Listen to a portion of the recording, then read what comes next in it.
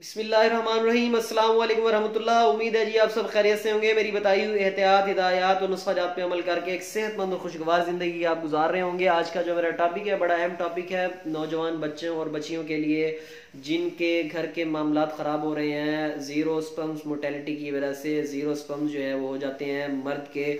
और आजकल जितनी भी शादियां हो रही, मसला बहुत ज़्यादा बढ़ता जा रहा है। जितनी भी शादियां हो रही हैं तो वो कुछ अरसे के बाद जब टेस्ट कराते हैं तो कम व बेश बच्ची के जो है वो मामला सही निकलते हैं, उसके तमाम टेस्ट दुरुस्त आते हैं। जबकि आपके मर्द के और लड़के के जो है वो जब टेस्ट करवाते हैं तो जरासीम जो है वो कम निकलते हैं।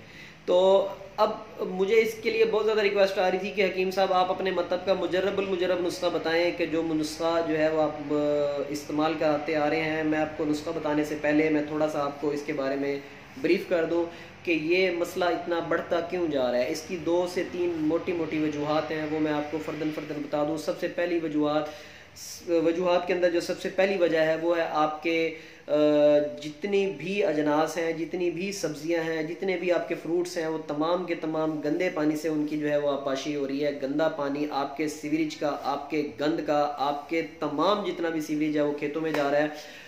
और आप देखें कि नहरों के गिर्द आप खड़े नहीं हो सकते, इतना गंदा और गलीज जो है वो पानी है कि आप उसके करीब खड़े होके आप सांस नहीं ले सकते। और वही हमारी सब्जियों को लग रहा है और वही सब्जियां जो है वो हम खा रहे हैं और उसके बाद जो है वो मुख्तलिफ अमराज का शिकार हो रहे हैं। जितनी भी रिसर्चेज नई से नई हो रही हैं, जितने भी नए से नए इदारे बन रहे हैं, जितने भी नई से नई दवाइयां बन रही हैं, पर बीमारी रुकने की बजाय बढ़ क्यों रही है? उसकी वजह यह है कि हमने सफाई निस्फ ईमान की हदीस को नहीं समझा।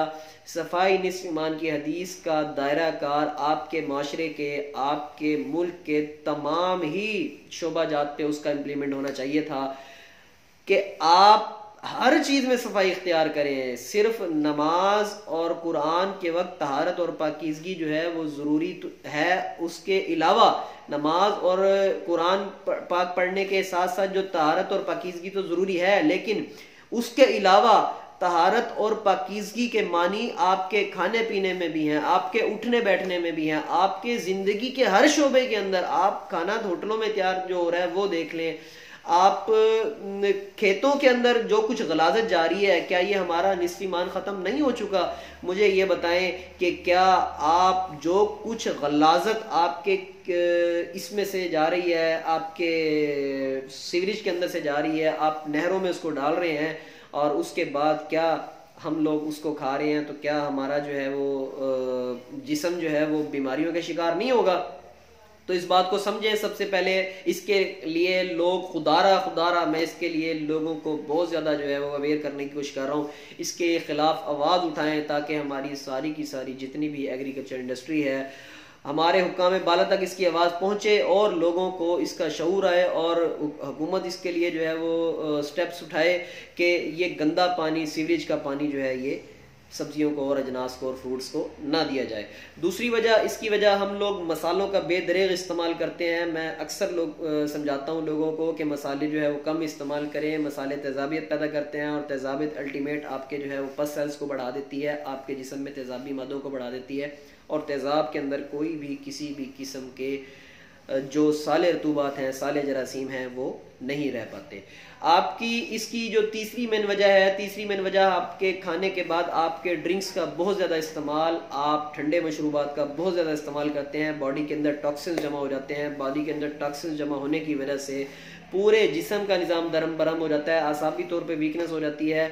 आपकी मर्दाना कुव्वत तो जवाब देती ही देती है, लेकिन आपके जरासीम भी कम होना शुरू हो जाते हैं।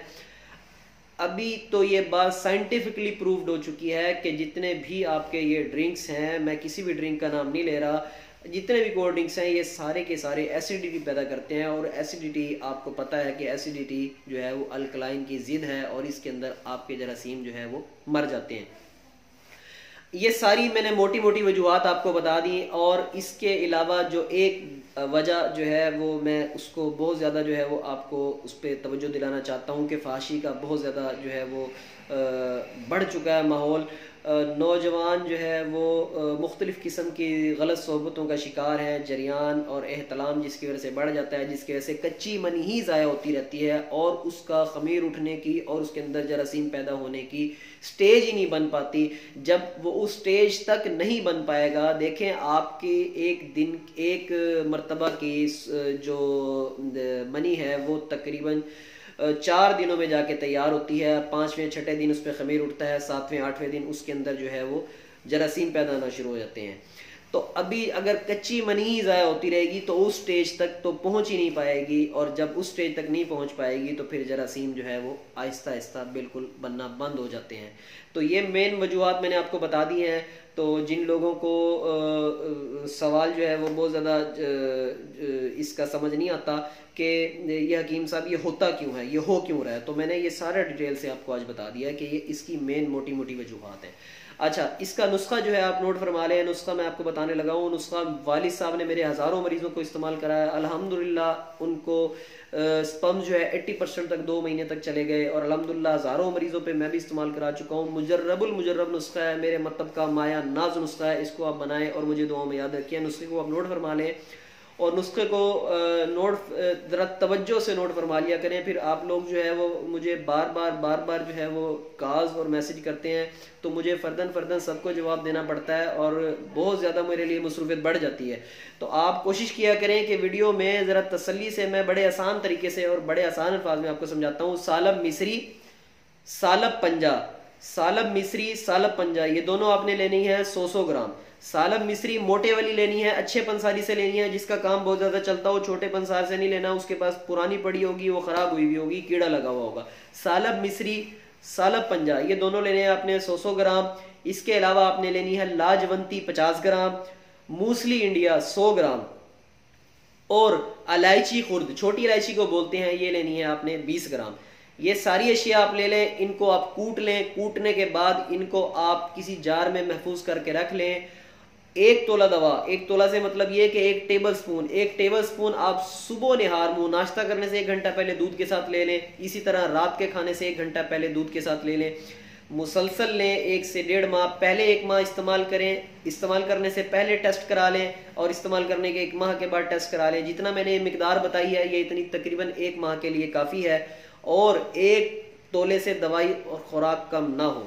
ठीक है, तो आप ये इस्तेमाल करें, मुझे दुआओं में याद रखिएगा। ये नुस्खा आपके जानने वालों में, आपके दोस्तों में, आपके अहबाब में, आपके रिश्तेदार में कोई भी इस मर्ज में मुब्तला है तो खुदारा उसको इस नुस्खे के बारे में ज़रूर बताइएगा, उस तक मेरी ये वीडियो ज़रूर पहुंचाइएगा। क्योंकि मेरे पास अक्सर ऐसे केस आते हैं कि बच्चे और बच्चियां बहुत ज़्यादा परेशान होते हैं औलाद ना होने की वजह से, जरासीम पूरे नहीं हो पा रहे होते। औलाद देना ना देना ये अल्लाह ताला का काम है, अल्लाह ताला से मांगिए। और दूसरी बात ये कि अगर जरासीम कम है और अगर कोई बीमारी है तो उसके लिए इलाज जो है वो सुन्नत है, और इलाज कराइए, लाजमी कराइए। उसके लिए मैंने अपना मुजर्रब आपको नुस्खा बताया है। मुझे दुआओं में याद रखिएगा। मेरी वीडियो को ज़्यादा से ज़्यादा शेयर करें, नए आने वाले मेरे चैनल को सब्सक्राइब फरमा लें। मैं ऐसे ही आसान सहल मुजर्रब नुस्खाजात, अपने ख़ानदानी नुस्खाजात आप तक पहुँचाता रहूँगा। चैनल को सब्सक्राइब जरूर फरमा लें, वीडियो को लाइक ज़रूर कर दिया करें। अस्सलामु अलैकुम वरहमतुल्लाह।